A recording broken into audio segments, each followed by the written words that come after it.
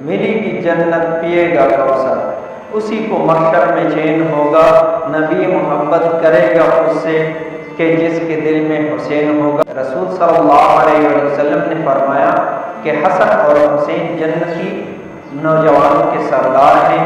رسول صلی اللہ علیہ وسلم نے حسین رضی اللہ تعالیٰ عنہ سے محبت کا اظہار کرتے ہوئے فرمایا حسین مجھ سے ہیں اور میں حسین سے ہوں، اللہ تعالیٰ اس شخص سے محبت کرے جو حسین سے محبت کرے۔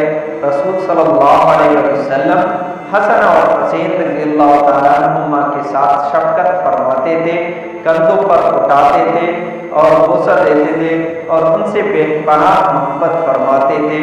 حضرت حسین رضی اللہ تعالیٰ عنہ کی زندگی حق، عدل، تقوی اور دین پر ثابت قدم رہنے کا عظیم نمونہ ہے۔ واقعہ کربلا میں آپ رضی اللہ تعالیٰ عنہ نے باطل کے سامنے سر نہیں جھکایا بلکہ ہمیں صبر اور استقامت کا درس دیا۔